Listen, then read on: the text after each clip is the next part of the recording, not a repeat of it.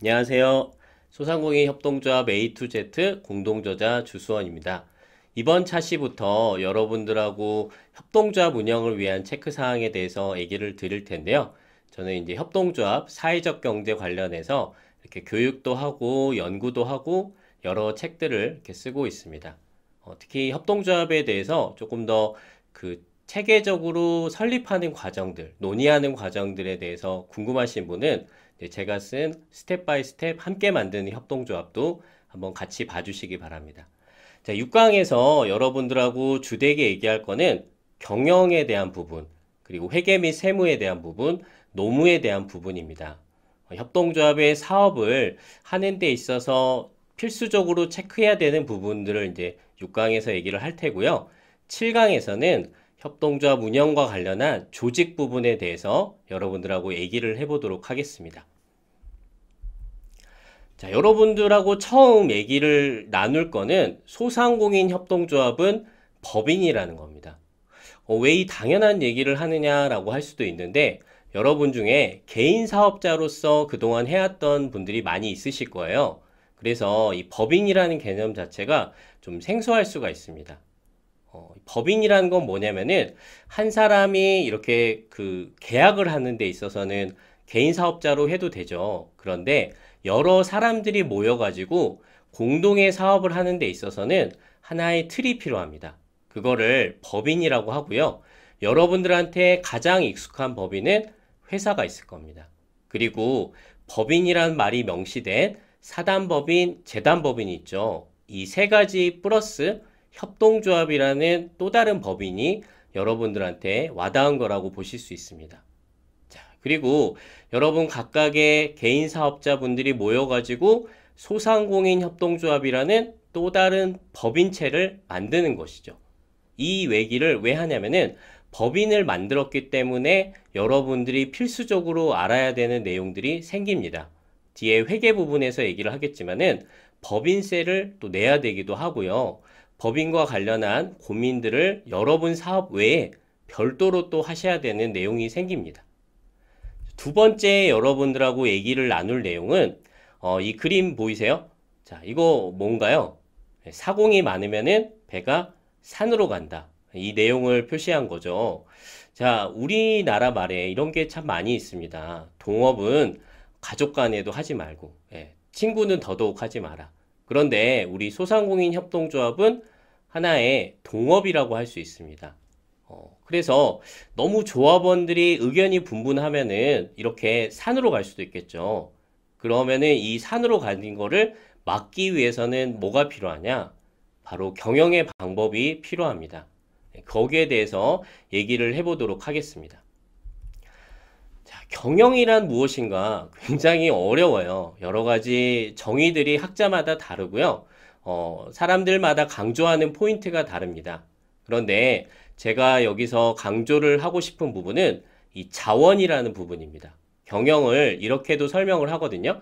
자원을 효율적으로 이용하여 협동조합이 설립 목적과 미션, 비전을 달성하기 위해 행하는 모든 활동, 이거를 소상공인 협동조합 경영이라고 이제 봤는데요.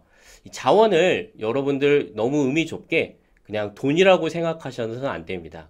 앞에서도 계속 나왔던 내용들인데요. 조합원들이 참여하는 것, 조합원들의 역량을 발휘하는 것, 그게 바로 이러한 자원에 해당합니다. 그럼 이 자원을 어떻게 효율적으로 이용해서 이 설립 목적과 미션, 비전을 달성해 나가느냐, 거기에 대해서 한번 얘기를 드릴 텐데요. 자, 먼저 비전과 미션 자체가 좀 낯서신 분도 있을 거예요.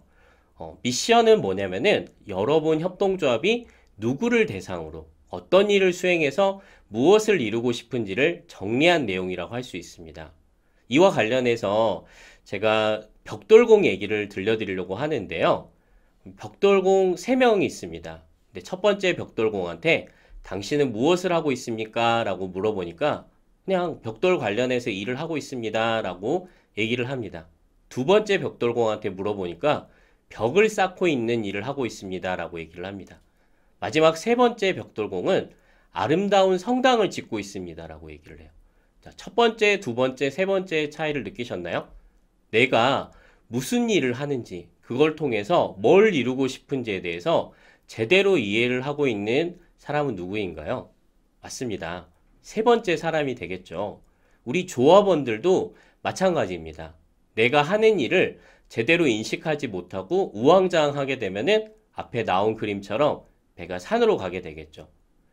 자, 이 미션을 잘 수행했을 때 바로 이 비전을 이뤄낼 수 있습니다.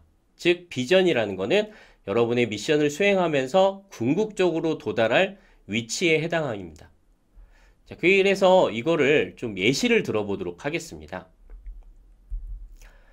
소상공인 협동조합 중에서 외식업 협동조합 예시를 들어봤습니다. 이 외식업 협동조합은 설립 목적은 외식업 자영업자들의 성공과 이들의 권익을 보호하는 것을 목적으로 세웠습니다. 그러면은 이에 따라서 어떤 미션이 주어졌느냐?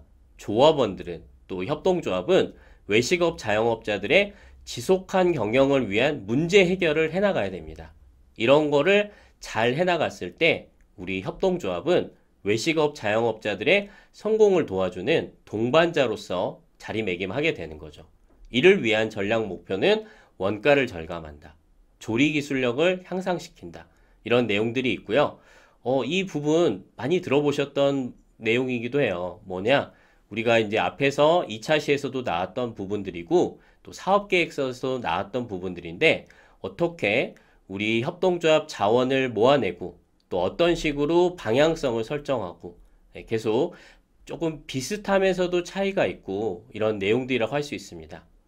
여러분들이 이 차시들을 쭉 들으시면서 좀 더 체계적으로 이해가 쌓일 거라고 보이고요. 자, 그리고 이렇게 비전과 미션을 잘 정리해 놓으면은 사업계획서에서 이거를 잘 끌어내서 다른 투자자들 또 우리 소상공시장진흥공단 그 밖에 내부 조합원들한테도 우리 협동조합이 무엇을 하는지 왜 하는지에 대해서 잘 얘기를 해줄 수가 있습니다.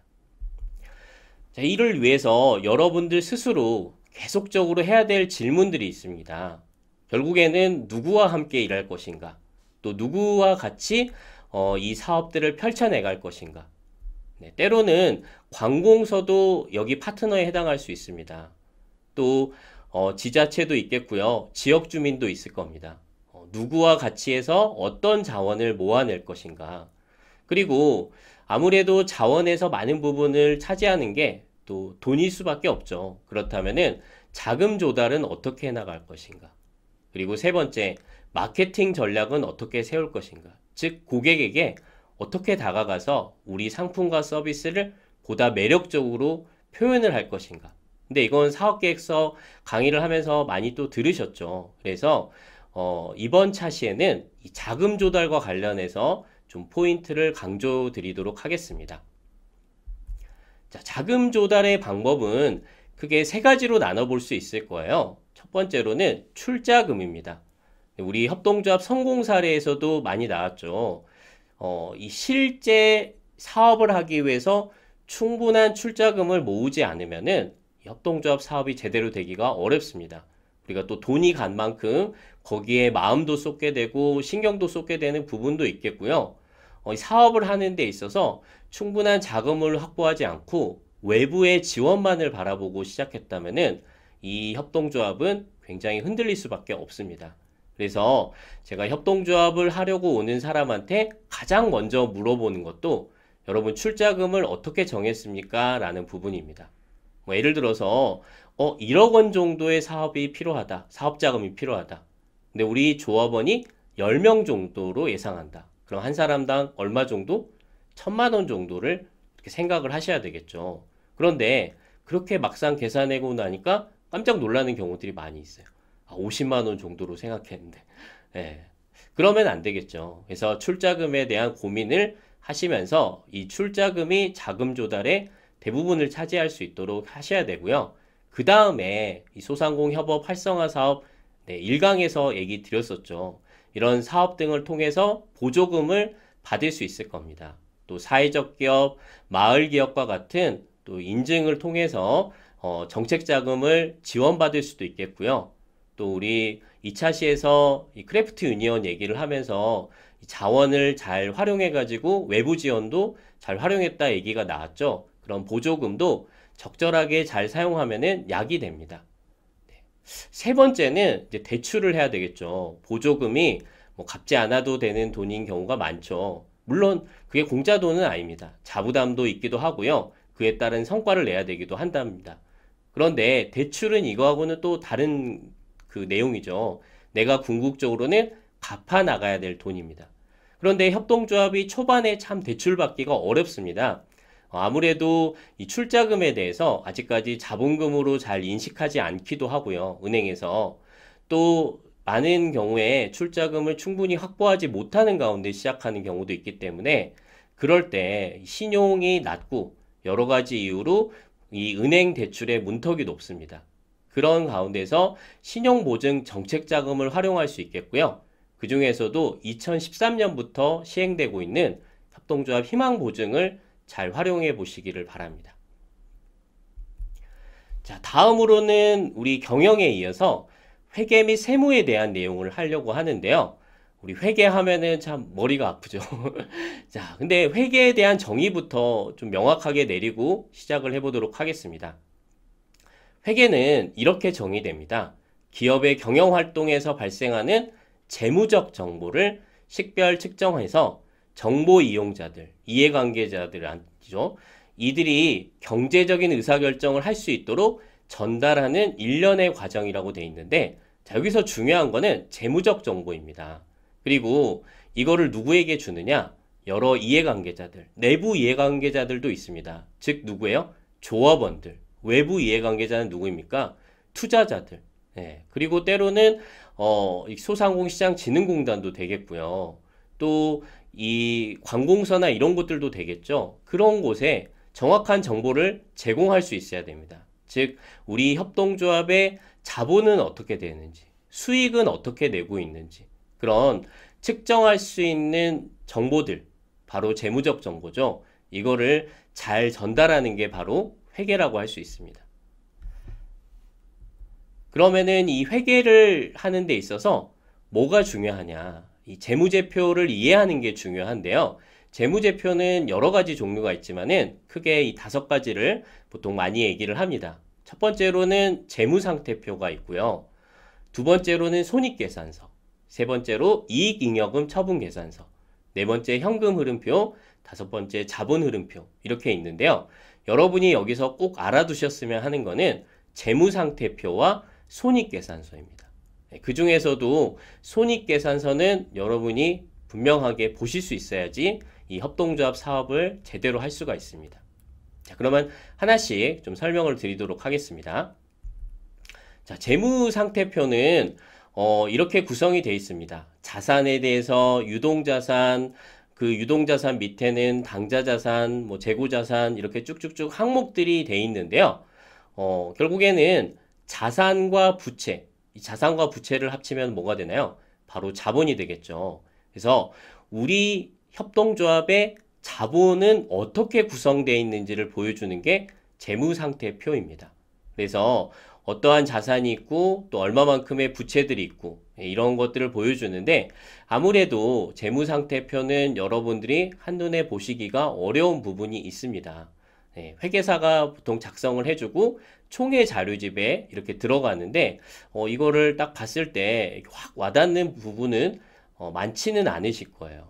그래서 이 부분은 여러분이 이런 식으로 구성된다까지 정도는 이해를 하시고 넘어가시면 좋겠고요.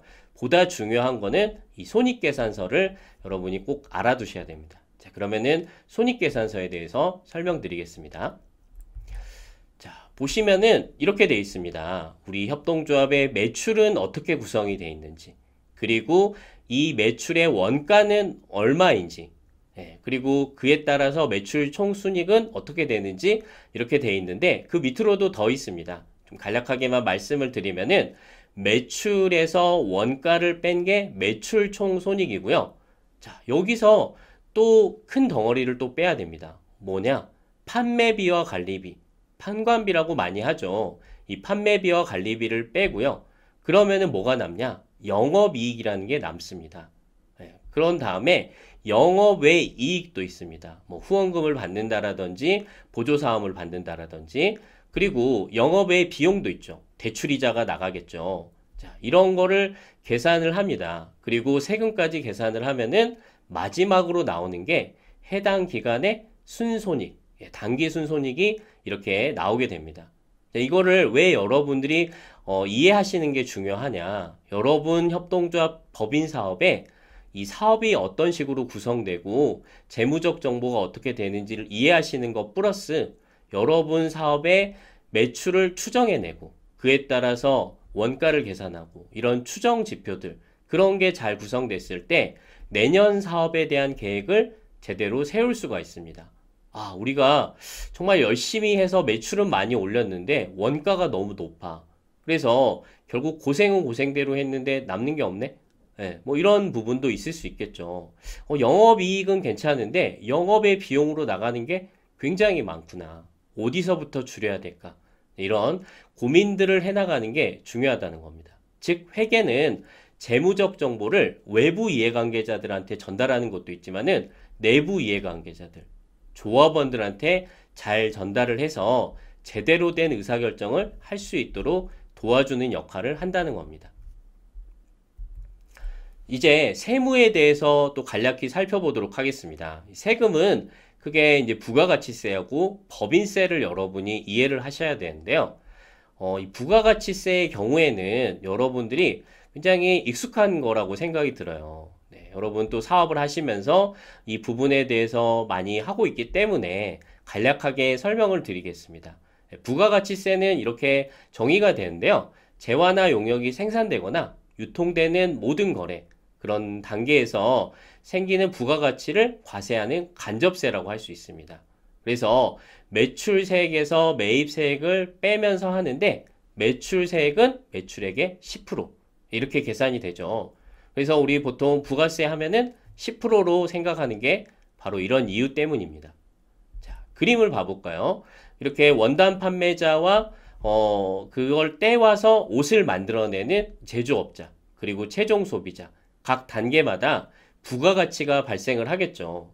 그래서 원단 판매자가 제조업자한테 이렇게 100원에 판매를 한다. 100원의 부가가치가 생기게 되는 거죠. 거기에 따른 부가가치세는 이 100원의 10%인 10원이 해당하겠고요. 이런 식으로 각 단계에 따라서 부가가치가 발생하고 거기에 대해서 세금을 부과하는 겁니다.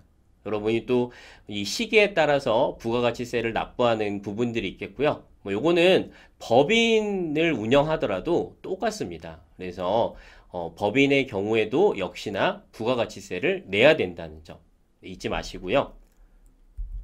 법인이기 때문에 내야 되는 세금 앞에 우리 들어가는 단계에서 말씀을 드렸었죠. 소상공인 협동조합은 회사와 같은 법인의 한 종류이고요. 여러분들은 법인을 만들었기 때문에 국가에 대해서 이렇게 부담을 하게 되는 그런 의무가 생깁니다. 그 중에 하나가 이제 법인세고요. 법인세는 뭐냐? 법인의 소득 금액에 따라서 이 과세 표준대로 부과되는 세금이라고 할 수 있습니다. 2억 원 이하의 경우에는 10% 정도의 세금이 붙게 되고요. 자, 이거는 소상공인 개인 사업자로는 내지 않던 세금인 거죠. 그래서 법인세도 잊지 마시고 세금을 해야 되고요. 자, 이런 또 부가가치세, 법인세 이런 부분 때문에 사실은 또 세무사, 회계사한테 기장을 맡기죠. 그래서 기장료가 보통 월 10에서 15만 원 사이에 왔다 갔다 돈을 내게 됩니다. 또 연말에 법인세 조정료 해서 2, 30만 원 또 내는 경우도 생기고요. 그러면은 법인을 운영한다는 게 1년에 세금 관련해서만 100에서 150만 원 정도는 훌쩍 들어가게 되는 거죠. 네, 이게 기회비용이 있는 겁니다. 그래서 여러분들이 무턱대고 협동조합을 만들기보다는 나한테 협동조합이 맞는 것인가? 우리 지금 공동사업을 협동조합으로 운영했을 때 충분히 들어가는 비용보다 더 많은 이익을 얻을 수 있는가에 대해서 고민을 해보셔야 된다는 거 다시 한번 말씀드리겠습니다. 자, 절세 팁으로 몇 가지가 있는데요. 여기 이제 보시다시피 비용에 대한 부분들이에요. 비용에 대해서 여러분들이 잘 체크를 했다가 이 증빙 자료를 잘 모아야 됩니다. 영수증 같은 거, 또 전자세금 계산서 이런 증빙 자료를 다 모아서 이 연말에 또 절세를 하는 데 있어서 효과적으로 사용될 수 있도록 체크를 해야 된다는 거 꼭 잊지 마시고요. 그래서 뭐 경조사 비용까지도 이렇게 또 접대비에 해당할 수 있습니다. 그래서 이런 것들 다 체크를 하시기 바랍니다. 자, 마지막으로 노무에 대한 부분입니다. 여러분들 보통 개인 사업자로서 또 고용을 하는 경우들도 있지만 혼자서 일하시는 분들도 많이 계시잖아요. 그래서 이 노무에 대해서도 이해를 하셔야 되는 부분이 있고요. 그런데 다만 대부분의 소상공인 협동조합은 5명 이상 고용하는 경우는 많지는 않은 것 같아요. 그래서 5인 미만 사업자인 경우에 어떤 것이 적용되고 어떤 것은 적용되지 않는지에 대해서 여러분들이 이해를 하시는 게 좋습니다. 만약 적용되는데도 이거를 지키지 않으면 어떻게 돼요? 노동법에 위배되는 부분이겠고요. 자칫 잘못하면은 또 우리 처벌까지 받게 되겠죠. 나는 좋은 일을 하려고 이런 걸 하는데 좋은 일을 한다고 하면서 법을 위배되거나 나쁜 이런 사용자가 돼서는 안 되겠죠. 그래서 꼭 알아두시기 바라고요. 보시다시피 뭐 근로조건의 명시라든지 해고의 예고 그리고 휴게에 대한 부분 이런 부분들은 모두 5인 미만 사업장이라 하더라도 다 적용이 되게 돼 있습니다. 그리고 보시면은 퇴직급여, 최저임금의 효력까지 다 적용이 되고요. 적용이 되지 않는 거는 뭐 연차휴가라든지 연장휴일, 야간 가산수당 뭐 이런 부분들은 적용이 되지 않고 있습니다. 그래서 여러분들이 노무와 관련된 부분들 이렇게 고용을 할 때 꼭 한 번씩 체크를 하시고 우리 사업장에서 반드시 지켜야 될 부분은 무엇인지 또 아직은 이 지키지 않아도 되는 부분은 무엇인지를 체크를 해보시기 바랍니다. 물론 지키지 않아도 된다고 해서 그 기준에 꼭 맞출 필요는 없습니다. 더 나은 사업장을 만들기 위해서, 더 나은 직장을 만들기 위해서 여러분들이 노력을 하시는 게 저는 맞다고 생각을 합니다. 다만 이제 이런 부분을 알고 지키느냐, 이렇게 이해를 하시는 거는 굉장히 중요하겠죠. 자, 그리고 근로계약서 작성 사항에 대해서도 여러분들이 이해를 하고 가셔야 됩니다. 이 8가지 항목을 이렇게 놔뒀는데요. 근무 장소 및 업무 내용, 그리고 임금은 어떤 식으로 구성되어 있는지, 임금 계산 방법은 어떻게 되는지, 이런 내용들을 쭉 하시는데, 근로계약서 관련해서 또 예시 파일들도 쉽게 여러분이 또 찾아보실 수 있겠고요. 또 이렇게 어려울 때는 또 지원 조직들, 뭐 소상공인 협업 아카데미도 있고 이런 노무와 관련해서 또 여러 가지 정보를 주는 곳들이 많이 있습니다. 그런 곳을 활용해서 또 알아보시기 바라고요. 또 보다 자세한 내용들은 이 소상공인 협동조합 A to Z 이 책에도 나와 있으니까 그런 거를 참고하셔서 여러분들이 경영을 잘 해나가시기를 바랍니다. 자, 여기까지 우리가 이 협동조합 운영을 위한 체크사항 첫 번째 얘기로 이 사업에 대한 부분으로서 경영, 그리고 세무, 그리고 노무에 대해서 알아봤습니다. 세부적으로는 경영은 어떤 의미인지, 자원 조달과 관련해서 좀 핵심적으로 했죠. 어떻게 자원을 효과적으로 이용해서 궁극적으로 우리가 원하는 목표를 달성할 수 있는지, 거기에 대한 내용이라고 얘기를 했고요. 비전과 미션도 기억나시죠? 네, 미션은 결국 우리 협동조합이 궁극적으로 하려는 이 수행하는 바, 무엇을 위해서 하는지에 대한 거고요. 그거를 달성을 했을 때 우리가 도달할 수 있는 위치가 비전이라고 했습니다. 그리고 자금 조달의 방법과 관련해서 여러분들이 기본적으로 출자금을 통해서 해야 되는데 출자금 외에 또 지원 사업을 받을 수 있는 보조금이 있겠고요. 또 대출을 받을 수 있는데 협동조합 희망보증도 많이 활용을 해보시라 이렇게 얘기를 했습니다. 자, 회계에 대해서는 제가 뭘 강조를 했나요? 재무 정보를 이해관계자들한테 어떻게 전달을 해서 올바른 의사결정을 할 수 있도록 하는지가 중요하다고 했죠. 그래서 이 재무 정보를 여러분들 조합원 스스로도 이해할 수 있고 올바른 의사결정을 할 수 있어야 됩니다. 그래서 재무제표 중에서 특히나 이 대차대조표하고 손익계산서에 대해서 알아보시는 게 좋은데 무엇보다도 손익계산서 잊지 마시고 그 각각의 항목들이 무엇을 뜻하는지 그리고 거기에 따라서 우리 사업을 내년에 어떻게 계획을 세울지에 있어서 여러분이 충분히 고민하시고 제대로 된 정보를 이해하셔야 된다 얘기를 했습니다. 자, 그리고 세금과 관련해서는 부가가치세 외에도 법인이기 때문에 내야 되는 법인세가 있다는 거 얘기를 드렸고요. 끝으로 우리 노무와 관련해서 여러분들이 대부분 5인 미만 사업자인 경우가 많기 때문에 어떤 부분은 적용되고 어떤 부분은 적용되지 않는지에 대해서 여러분이 이해를 하시라 얘기를 드렸습니다. 자, 여기까지 6강의 내용을 마무리를 했고요. 우리 7강에서는 협동조합 운영을 위한 체크사항 두 번째로 어떻게 협동조합의 조직을 잘 운영할 수 있는지에 대해서 얘기해 보도록 하겠습니다. 그러면은 다음 차시에서 또 뵙겠습니다. 감사합니다.